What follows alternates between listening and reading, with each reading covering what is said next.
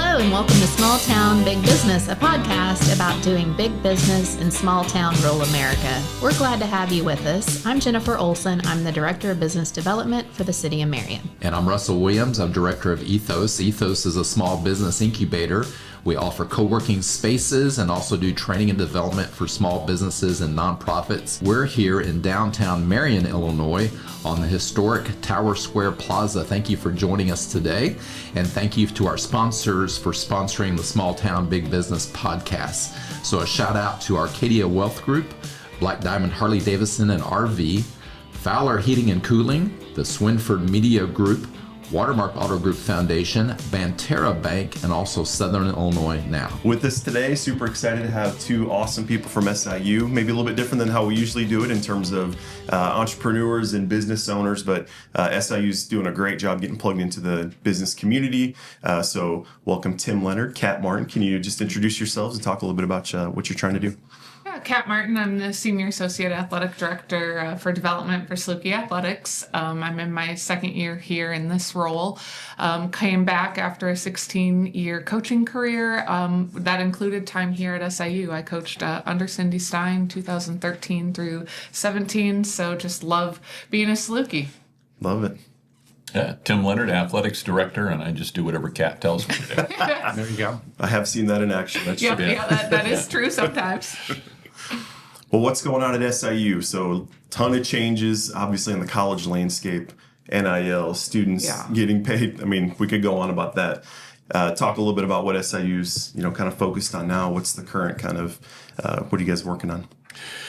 Well, we're always working on world domination, right? That's the ultimate goal is Saluki world domination. But, we've really tried to, the first couple of years I've been here, to bulk up our infrastructure. There really was no infrastructure in there. I feel like, it's still not as big as I would like it to be, but we've got a great team in there and some really talented people now in the administrative and support areas so that we can, really support the teams like we need to do that.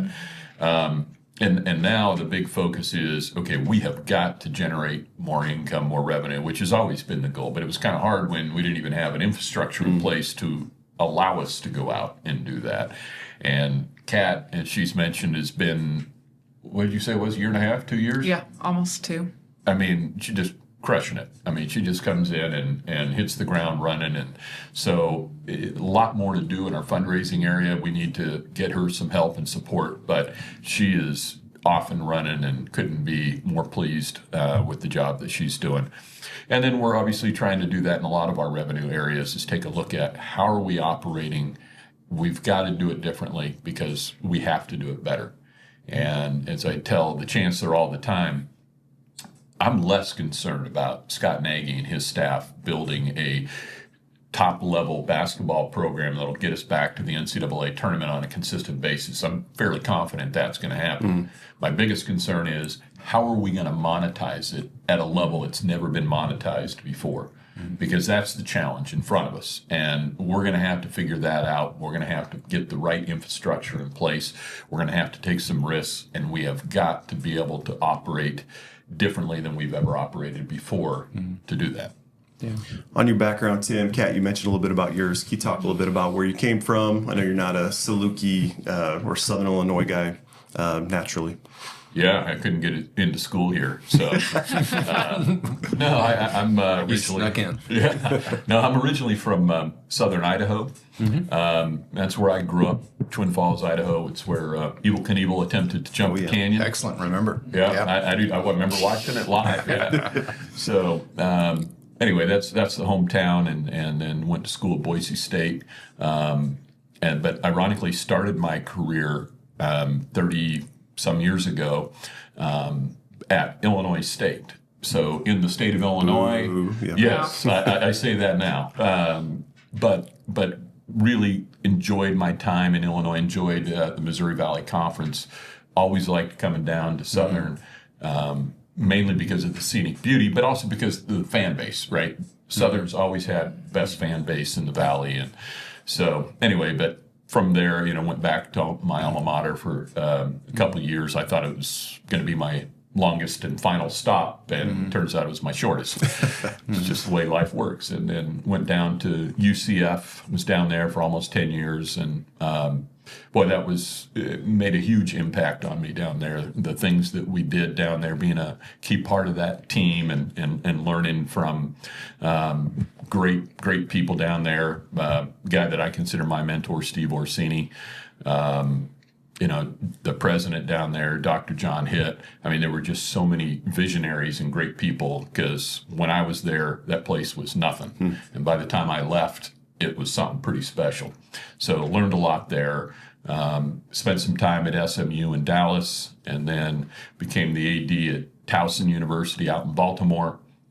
And if you'll notice, there was a theme there of big cities. And when I was a kid growing up out in the country on a rural route, and very small towns, all that, always wanted to live in big cities, right? And that's why I went to school at Boise State. It had nothing to do with the university. It had everything to do with the town of Boise, because it was the biggest town around, and I wanted to be in a big town. I wanted to see what it's all about. And I've had that experience, but got to a point where, okay, I'm done with big cities. They're great to visit. I don't want to live in one anymore. Yep. I want to get back to a rural environment. So that's the reason I'm here. There you go. Love it. What brought you back to Southern Illinois? When I came here coaching in 2013, it was a time that really, my time here kind of changed my life. And I loved working here. I loved being a part of Coach Stein and her staff. I got connected with a church in Murfreesboro. And so when I left, I took a job in Kansas City, and then went to St. Louis University coaching. And I remained active in the Southern Illinois community. I was driving 700 miles a week to be a part of my church. Usually it's the other way around. Right, I know, exactly. Right? Go to St. Louis because that's where your friends are at? Yeah. No, it was here. It was the community and the people that I got connected with in coaching became my family. And so I would drive twice a week. I'd come in from St. Louis to be a part of things here. And so when doors opened and I was approached about the opportunity to come back, it really wasn't a question for me. It was an answered prayer. And I said, you know what, this is where my heart is. This is where I want to be. I have a Saluki story. Like I have coached in Banterra. It was SIU Arena at the time, but I have coached here. I beat Purdue at Purdue with Coach Stein. Like I just have so many great memories and experiences, and coming in and so much of like our season ticket holders and our donors, they've been there since before I was coaching. So to be able to, it was a quick re-engagement. And, some of our success has just been, Jen and I and Nick and I were all assistants at the same time. So now we've got two of our head coaches that I was assistants with in 13. So it's just really easy to come in and like pick up where I left off and say, I'm passionate about this place and I love it and I believe in it.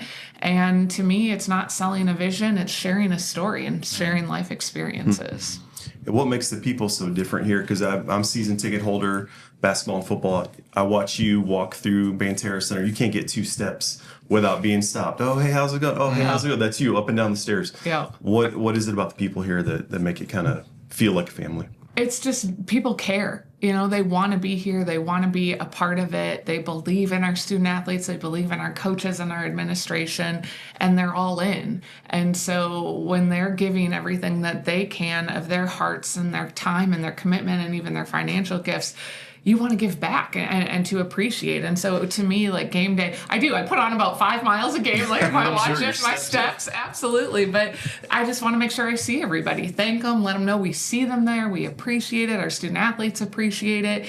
It makes a difference when you're in a tight game. And I've coached in that situation where you hear the fans and they're cheering for you, and that just makes you want to go even more. And so to let our fans know that that's the kind of impact that they have, and we appreciate that. We can't do it without them. Yep. So just that little extra personal, hey, I see that you're here, or that text after, hey, I stopped by your seats and you weren't here, hope everything's okay, I missed you. I think that goes a long way, and it just lets our fans know that they are family and not just a ticket. Yeah, love it. Now, is the development role a new role for you, or It is, yes. And is it tied to the foundation, or is SIU Athletics separate in development? It's tied to the foundation. Okay. Yeah. So I technically work for the foundation, and then also for the athletic department. Okay. And I had a little experience of it. I was a head coach at Westminster Christian Academy in St. Louis for 4 years. And in that coaching career, like, to be a high school head coach, you need something else to go with it. And I told him, like, I have to be in the building if I'm going to be a head coach, and I can't live off of a $6,000 salary. And so they kind of created this development position for me. Yeah. But honestly, I was a well-paid head coach. Like, I didn't coming in fact, Tim likes to say, he doubted me. He wasn't sure that it was going to be a good hire. But it's not the development as much as it's the people, right, and it's the experience. And I don't know that I would care this much in a different part of the university. I mean, I love the university, but the athletics is what changed my life, and the people in the athletic department at that time. So it's not really the development as much as it's, this is the goal. It is recruiting, but now you're asking for money instead of verbal commitment. So that's just the way I think about it sometimes. Yeah, the recruiting process is still the same. Yep. It's just a different end result. Since you mentioned it, and my experience has been in fundraising and development, this partnership, this relationship is so important to you guys being successful in raising money and support for SIU. And so whatever you're teaching him or whatever you're encouraging her, I mean, that's so important. How do you guys work together? We want to hear that. We want to hear it. I think we work together pretty well. Yeah. I mean, what I like most about Kat is, because that's kind of who I am, but is her passion and her energy, right? I'm a very passionate guy, bring a lot of energy, and that's what Kat does, right? And that's how she leads in her fundraising. And, I came up the fundraising side of things. Kat reminds me of me when I was at UCF, and that time when I was really aggressive and getting out there and going, except I'll be honest, I probably wasn't as good as Kat. I like to think I was, but Kat really hustles, and this is a tough place. This isn't like, say, SMU where I worked, where, it's shooting fish in a barrel, right? I mean, there's a lot of money associated with that school. Fundraising was easy there. This is a lot harder, and but the things that she's been able to accomplish in a very short period of time has been great. So in terms of how do we work together, things, I just try to paint a vision for where we're trying to go, because I remember when I was a fundraiser, I always felt like that was the most important thing the AD could do, is share a vision of greatness. Where are we going? You're the only person that can do that, right? Yes. Yep. And then that was my job as the fundraiser, to take that message out and tell everybody, hey, we're trying to build something special, right? And I remember that when we were at UCF, we played down in the Citrus Bowl downtown Orlando, and had never played on campus, and we had decided we were going to try to raise money and build an on-campus stadium. And at the time, we had the longest losing streak in the country. We were 0-and forever. I don't know what it was. And I remember trying to sell people in this vision, and my job was to raise money for it. And I'm talking to this company who ultimately ended up being our naming partner on it, and it was the largest collegiate naming partnership in the country at that time, in the history at that time. But they were asking me about that. They're like, you're 0-and forever, and you want to build a stadium on campus? Like, nobody's going to your games. And I'm like, yeah, but that's not the vision. Here's what it could be, right? And we started talking about what it could be, what it could mean for this community, the community of Orlando, and all those things. And they bought into that vision. We built a stadium, and then things flipped. That's when things started to really take off. And that's kind of, not going to lie, that's some of the blueprint that we're trying to build here is based off of some of those things that I learned there. Obviously, different market, different time, different place, different university, but that same kind of a vision and trying to build something unique and getting people to understand, look, don't look at us how we are today. Right. I need you to see a future of what we can be and where we're trying to go. And then let's get there. Right. Because it's a lot of fun when you get there. Yeah, absolutely. Can you share a little bit about what that vision is? I mean, do you break it down kind of team by team? Is it more comprehensive? What is the vision when you're out there sharing it? Yeah, I would say, and it's changed in the 3 years that I've been here because the collegiate landscape has changed so much in that time. But really, what I'm trying to do is I want to build an athletics department that is kind of the model, particularly in the mid-major space, but also in a rural space. But what we've got to do is understand, look, we're not truly professional sports, but we're pretty dang close to it. Guys now are in some sports, they're getting paid a lot of money to play a game. And so with that means we've got to start thinking more and operating more like a professional sports franchise. At the same token, we can never lose sight of what college athletics is supposed to be about, right? And that's preparing young people for life, and they get that opportunity because of a unique skill set that they have of playing a sport, right? They can get some scholarship dollars for that, or other opportunities within the university, but they can get their academic degree. But we like to think it's more than just the degree. It's all the things you have to learn to be competitive is what prepares you for life, right? How to have that desire to succeed no matter what, how to deal with controversy all the time, how to work together in a team, how to put in the hard work, how to deal with somebody pushing you all the time, yelling at you, and just telling you can do more, you can do more. And I always hear it from employers, right? They always say, look, I just want to talk to your student athletes. Those are the people we want to hire because, first time their boss gets on them, they don't freak out. They've been there before. And they know what it's like to be pushed and to try to be better. And those are the comments as an AD that I always feel best about because I feel like we're making an impact. But at the same token, now we've got to adapt and we've got to have this other phase over here to try to get our department to operate like a professional sports franchise. So when we talk about the vision, that's the part of what we're doing, and we're going to have to figure out how can we operate much more efficiently, much faster. We're going to have to learn how to do things that we've never done before. And if we don't, we'll get left behind.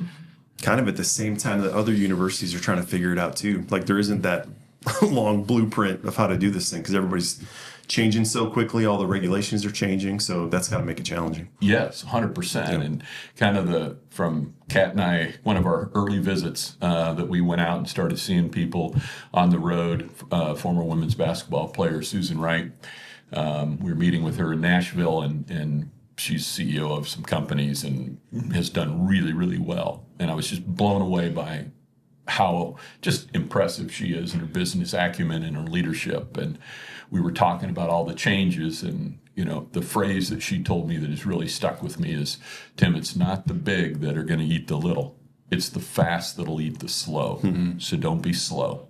Love that. And that's what I'm trying to do. And it's hard in a university setting, right? Because we're slow by nature, we're bureaucratic by nature, we don't change. Our business policies are antiquated, and I'm not referencing SIU, just higher ed in general. Right. And so how do we break away from that? How do we figure out so that we can run the business portion of this, meaning ticket sales, sponsorship sales, our marketing, all those types of things in a way that we can just go. We've got to move fast. We have got to move fast and figure this out. And how do we get people that are willing to invest in a business model that will allow us to do things that nobody else is doing? Because if we can do that, we've got a fighting chance to really do something. And while we may not like where college athletics is headed right now, and I've gone through all that in my mind, and now I've come to grips with it as, look, it's changing. Yeah. And it's adapt or die. And we either need to figure this out and change and adapt, or we're going to die on the vine. And that's what this is all about, is trying to figure that out. How can I build this business model that will allow us to partner with people that'll help build this into something special? And that's what I want. And it's so important here because this is different than where I lived in Orlando and Dallas and Baltimore. You were always going to be a small fish, right? In those markets. They all have professional sports franchises that's really what people care about. There's all kinds of other entertainment opportunities. And so you just get lost in the shuffle. But here, SIU Athletics is a big deal. And it's a big deal to the people in this region. But it also has the potential to be huge in terms of economic development.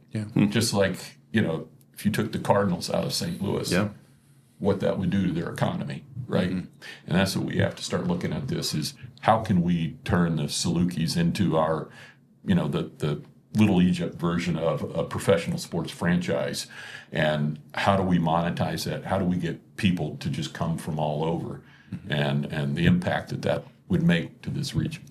Well, I'm fired up. Let's go. That's awesome.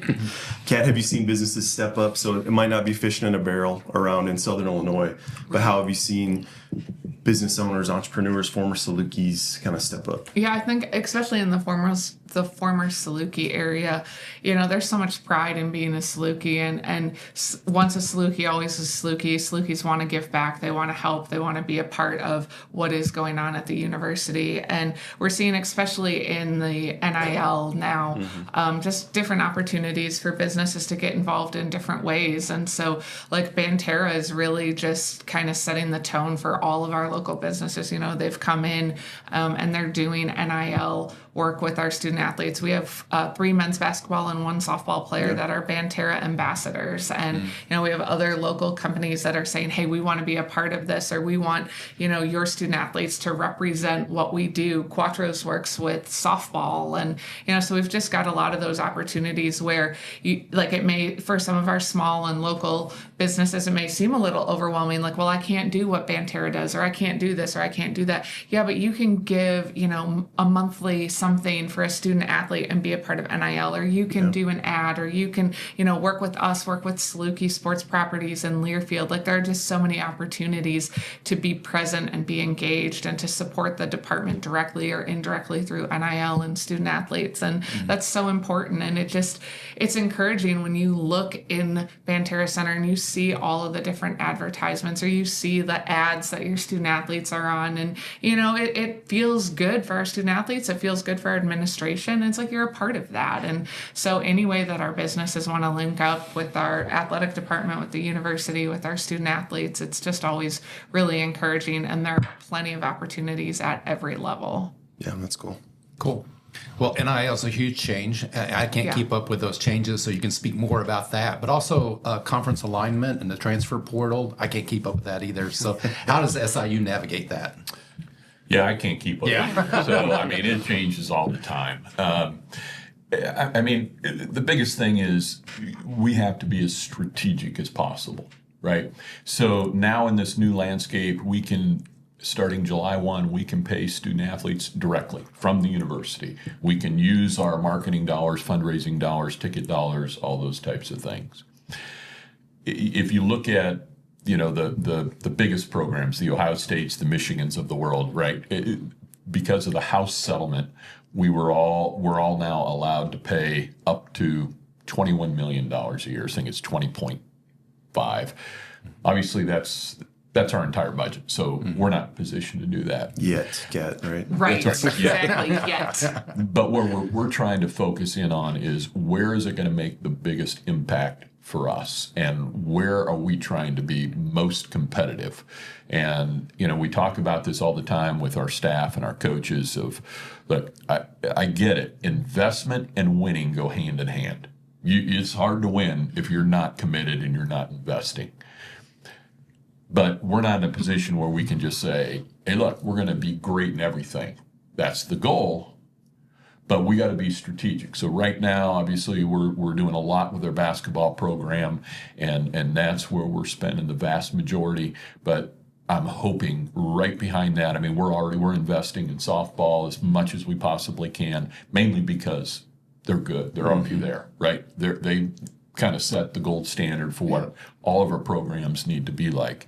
And then we got to really invest in football at some point. Right, we have got to get that done because that's an area that has the most potential for growth, vertical growth, but it's also the most difficult to do because you're talking 105 guys and the investment is so big.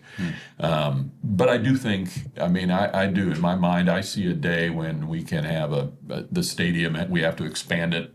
It's up to 25, 30,000 people, and they're coming every weekend. I mean, if you can envision that happening, you know what that would do for this economy? Huge, yeah.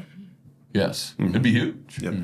And the one thing that really motivated me this past spring, I've been saying this every time we go out, when we were doing a breakdown of our football tickets, where do our fans come from? The people that are buying tickets, where are they coming from? Well, the number one county where they were coming from was Jackson County. Okay, that makes sense, right? It's right in the backyard, Carbondale, Murfreesboro, all that. The second county that we had where most of our fans were coming from was Cook County in Chicago. And that just... No kidding. Yes, that was an epiphany moment for me. It was like, I see the light. Yeah, big population to draw from. Yeah. Yes, and that just shows how much money could be made for the local economy if we start packing it, right? I mean, that's the beauty of Southern Illinois is we're spread out, but when we win, people come. I mean, we've seen that, right? They show up when we're winning. And if we can start winning at a high level consistently, year in, year out, right? We're in the NCAA tournament. We're making deep runs in the playoffs, all those things. It's going to be great for the community because people are driving here to get here, or they're flying here, training, whatever. And if they're doing that, they're going to spend money, right? They're not just going to drive a couple hours and then turn around and drive home. They're going to stop. They're going to get gas. They're going to buy food. They're going to go out to eat. They're going to go out for drinks afterwards. They're going to stay the night in a hotel, whatever it is. There's money to be made off of that. And that's what got me so excited when I read that going, man, we've already got that at a small level. Just think we could turn that into a big level. Yeah, that's surprising. So you look at that data. I know you guys are always on the road also. You went to Jets camp. Is that right? Yeah. That was fun, or at least it looked fun. That was awesome. Yeah, tell us more about what you did this summer and kind of what inspired you as you visited with some of these professional and college locations. It's interesting because it's just reaching out and re-engaging our former student athletes, our alum that haven't heard from the university in a while. And so to be able to, I felt like kind of the early part of my work was not quite apologizing, but just, hey, I'm sorry we weren't there. We are now, and I am. And I got the biggest compliment from Rick Spielman, actually. So I had reached out to him very early when I came in, and we played a lot of phone tag, and he was like, yeah, we'll get together, made a couple visit offers. Yeah, no, can't do it. And then he had we had a visit scheduled in Florida, and he had just received the Jets job, and so he had to cancel it. So I said, no problem, we're in Florida all the time, we'll make it happen. Well, I was down in Florida for some other visits, and I texted him and I said, hey, I'm near you these next 3 or 4 days.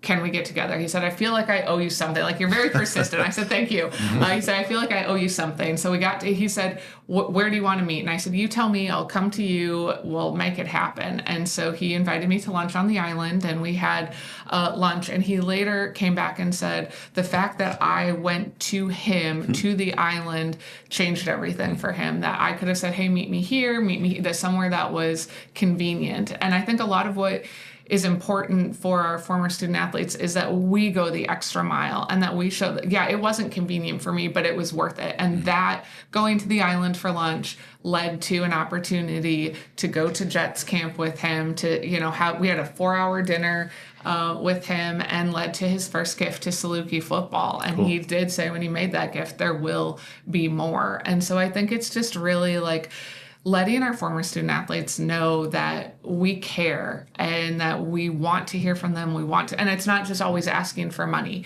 I'm not, every time I call, I don't need something. Sometimes I just want to know, hey, can we get together? Can we chat? What's going on? Here's an update on football. This is what your gift did for us. And so, we had a very busy summer. And that's one of the things, like when you asked about working together, I love with Tim is that he kind of sets not the boundaries necessarily, but just kind of here's the framework to work within.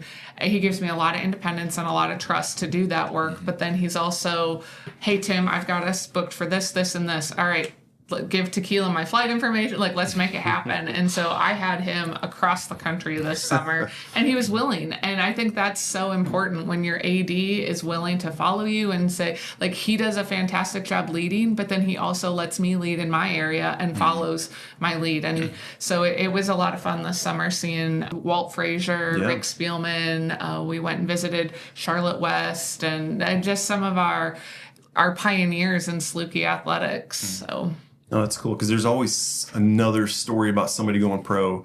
I mean, Jeremy Chin, PJ Jules, Brady Jacobs is out there. So we just had Michael Pruitt back on campus this past weekend. Yeah, that's awesome to tap it because I think fans get excited about that. Oh, absolutely. Yeah. Do you get feedback from fans when you see that kind of relationship re-engage? Yeah. I mean, because obviously the university does a great job with social media now. So none of those visits are private anymore. It seems like because we're posting it out there. Hey, guess what we just did? You know, I mean, but that's just kind of what you have to do. Yeah. But yeah, I hear a lot about that. I mean, everybody was like, "Boy, I can't believe you went out and saw Walt Frazier. What was he like? Does he like SIU? All that." So people get excited about hearing about those stories. Because storytelling is so important. Yes. You can't hold it to yourself. You do have to build community by telling the story. If you don't tell the story, others will tell the story for you. Right. Yeah. It's not the story that you want out there. Yeah, and 100%. So it's 100% of what your job is. Yeah. Jim Hart and Mike Glenn, those are a couple others that we visited this summer. So, and I think they all have stories that they want to tell. And so to know that we want to hear their story and then share their story is really important. And the stories are awesome. I mean, I remember when we walked out of the restaurant from having dinner with Walt Frazier, which was over 3 hours. It was about 3.5, right? And we're walking out there, and as soon as we turned the corner, I looked at Kat and I just said, that was unreal. That was one of those moments that, as long as I live, I'll never forget. You were in the room. Love it. Yeah. And then we go and have dinner with Rick Spielman, and I remember walking out of the room going, okay, I didn't think you could top Walt Frazier. That may have been better. I mean, it was just because, and they're vastly different people, and the stories were different.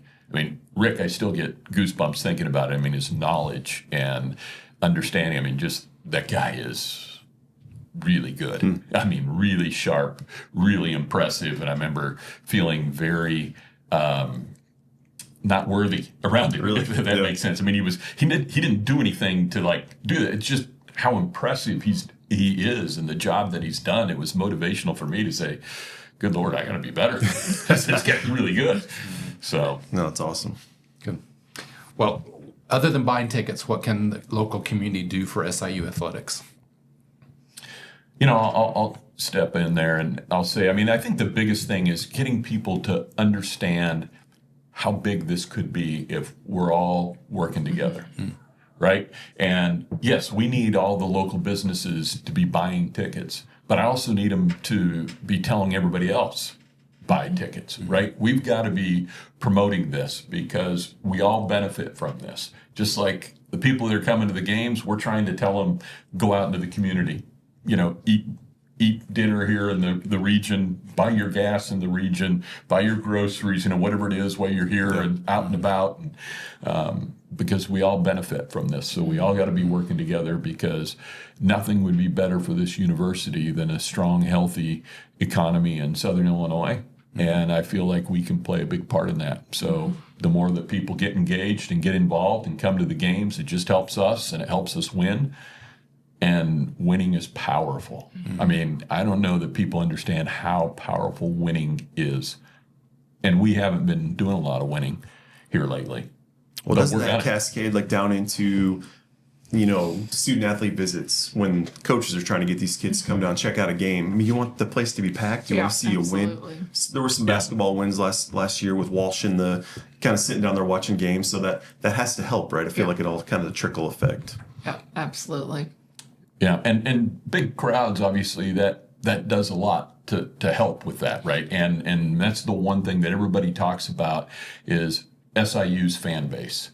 What I don't want it to become is that was a legacy but not current history, right? We got to make sure that it's happening all the time, that this is a place that you come to the games, it's fun to go to for SIU fans, and it's a place that you dread to go to if you're an opposing team, right?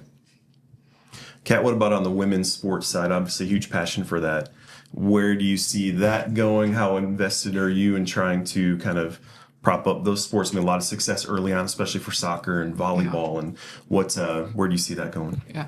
It's fun to be a part of the movement of, watch women's sports, and everybody watches women's sports, and just the acceleration that we've experienced really even in the last 2 to 3 years. And so to know that it's not only a national kind of almost epidemic right now, right? But it's also a local, to be able to announce, we just announced a $4.5 million gift to softball and women's athletic scholarships. We're about to announce a $3 million gift to women's basketball. Cat is crushing it.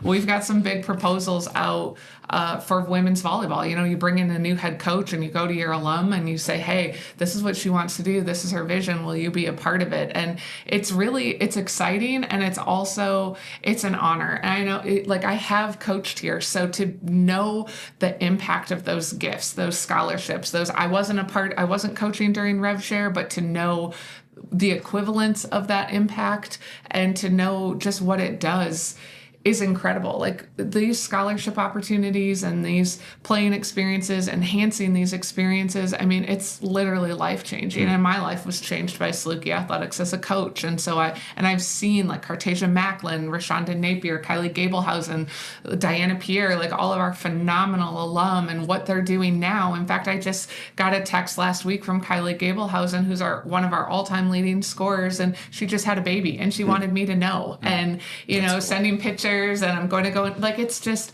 they're lifelong relationships. And so to be able to be a part of supporting it and advancing it, to see the support of our donors, our alumni, the university, it's very important to me, and I'm very passionate about seeing it excel. And I've been told that my fundraising is a little biased, and I'm okay with that. I kind of like that. I'm well, thank you, because I'm going to make sure that our women's sports have beyond what they need and what they want. And those small gifts, big gifts, that's what kind of turns those needs into getting some of those wants, and that's pretty cool. Yeah, great job on that. That's thank awesome. you. So what's your message to the young athlete or even the future coach that may be looking at SIU? If you want to build something and be a part of something special, come here. Besides, why wouldn't you?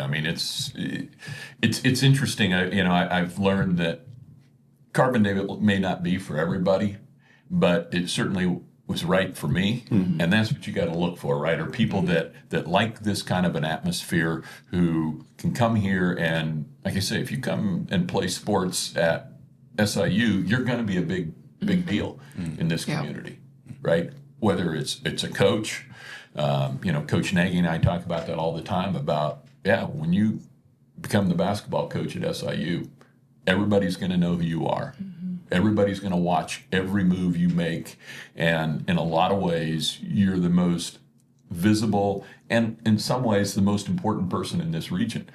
And it's kind of crazy for a basketball coach to be like that. But that's the reality of it when you come here. But it's like that for a lot of our sports, right? Pretty much everybody in this region knows who Jen Sewell is, right? And that's just crazy to me, coming from, these big cities where nobody even knew we had a softball program. Well, here they know we have one. They know we're good at it. They know who the coach is. They know our players. And that's what I would tell people, is that if that's what you're looking for, this is a great place to come. If you're looking for a place where, hey, I can jump on the train and 2 stops away, I can go to a professional sports thing, this isn't it. This is not that place. But if you want to come to a place where you're going to have some great memories and you're going to be celebrated, this is where you want to go. Yeah, love it. This is a side question. I don't think it's on the list, but student athletes, you've been around kids for a while. Are they ready for this kind of, they're making a ton of money. Do they have enough infrastructure around them? We just talked to a great guest from a bank. He said, I recommend that entrepreneurs put an attorney around them, a small business banker. Are these kids ready to make this kind of cash? think from a maturity level, it is a little surprising and shocking. You don't know exactly what to do with that. But we're taking steps, like even in our partnership with Banterra, for doing financial literacy and mentoring. And hey, we talked this morning in our head coaches meeting about ways that we can equip and empower our student athletes, whether that's tax advice come spring. So we don't want to give them this money and then kind of send them on their way, but here's some mentorship, here's some education, here's some things that we can't make you do, but we can recommend you take these classes, or Banterra's giving, opportunities for education. And I think that's going to help kind of bridge the gap of no idea to handling these types of investments. In fact, we have one student athlete that he already came to me and shared that 90% of his rev share he's already invested, and he's going to this year, and he's going to live off 10% and invest the rest. And if he can't make it off the 10%, then he'll be like every other student athlete, or every other student that's not making that type of money. And so it's that some of them are very much ready for it, and others we're trying to just help and equip and prepare as best we can from a university standpoint. Yep. Yeah, that's great. Anything we forgot to ask you that you wanted to include on the podcast? No, I mean, I just appreciate you having us on and talking. This is a different venue for us, and talking to the business community, and we understand that the role that we can play in this region and from a business standpoint, and we don't take that lightly. We know we have to do a lot more to build this into something really, really special, but we want to build it into something really, really special. And we think we've got some pretty good plans to try to implement, and some things that we're going to do, and we just need everybody's help, and we're here to help as well. Excellent. Well, let me ask you, why do you do what you do? I'm just passionate about it, about changing lives. I think that's where the coaching came in for me. Is I started college as a psychology major, and I thought I was going to go into counseling. And then I played for a coach. I played all through college and was fortunate enough to get my education paid for. And my coach had an impact in my life. And so then I suddenly was like, well, coaching has kind of got some counseling and psychology to Absolutely. it. And so it just became I started coaching at a junior college where, that scholarship could make the difference between a student athlete going to college or not. And that was 16, 18 years ago. And so to be able to provide opportunities to help provide education, those relationships, I mean, to get those texts, I've been to numerous weddings and baby showers and met kids and husbands, and it's relational, it's what's beyond the here and now. And that's been really fun. And it's really important to me to be a part of kind of that empowering of the next generation of women's leaders and women's athletics. That's awesome. Tim, why do you do what you do? Because I think I'm a very, very passionate guy, and it's easy to be compassionate about, or passionate, I should say, when you're trying to win, right? Competing. I love being around the competition. It's addictive. And it's just, I get a high from it, right? The every day is a grind, and it might seem like you're in a battle and you're having fights, whether it's on campus, within the department, in the community. But when it all comes together and you have those moments and you win a championship, you get to put on a ring, you build a new facility, whatever it is, it's a very surreal experience. And I love that stuff. This episode will drop before basketball season starts, so will you be shaving your head? What's going on this year? I mean, everybody loved that the year you shaved your head. Yeah, my wife didn't know. So she doesn't want me to do that again. I don't know what we're going to do. We'll see. Okay. We'll see. We'll do something crazy. I'm not sure what, but we'll figure it out. Kat, will you shave your head? Absolutely Okay, not. we're just checking. No, that's not an option. Okay. We've never had a pet on the program, so you want to introduce? Yeah. Hooper. It's a little bit sleepy, but this is Hooper. For those He's who are a- just Hooper. listening, not watching, Yeah. Hooper's a service dog right here. Yes, he's a little multi-poo. He's about 3.5 months old, and we've been working together for about 5 weeks. And He's the newest part of Saluki Athletics. So Awesome. he's on lots of donor visits, and he's getting ready to head to Indianapolis for the Chancellor's reception tonight. And then he'll be nice. cheering on the dogs at Purdue. So Sweet. yeah, he's got quite the travel schedule. Very so. well behaved. Yes. Yeah, Yep. and podcast experience now. Yes, exactly. his His first resume, yeah. Did a great podcast. job. Both Check did a great that job. off. Yep. So he's like, just let me go back to sleep. Well, thanks, guys. We appreciate thank it. you very Yeah, much. Thanks Appreciate for it. having us Yep. on. And we want to thank you for joining us on our episodes of Small Town Big Business. And we want to thank our sponsors for sponsoring us: Arcadia Wealth Group, Black Diamond Harley Davidson and RV, Fowler Heating and Cooling, Swinford Media Group, the Watermark Auto Group Foundation, and Banterra Bank in Southern Illinois now. And also reach out to Union Street Arts. Luke O'Neill is our producer of this podcast. If you want to know more about Ethos, the small business incubator, courses and classes and mentorship, you can reach out to ethosmarion.org and find all about us. And thank you so much for finding us. Please stay with us. I encourage you to go back and listen to prior episodes. There's some very good gems there and some great backstory to where we are today. We appreciate a share, a rate, a review. All of those things help us grow our audience. If you want to learn more about doing business specifically in the city of Marion, I'm your person, Jennifer Olson, Director of Business Development. You can find me on Tower Square Plaza at City Hall, and you can find my contact information on LinkedIn. Thanks for joining us.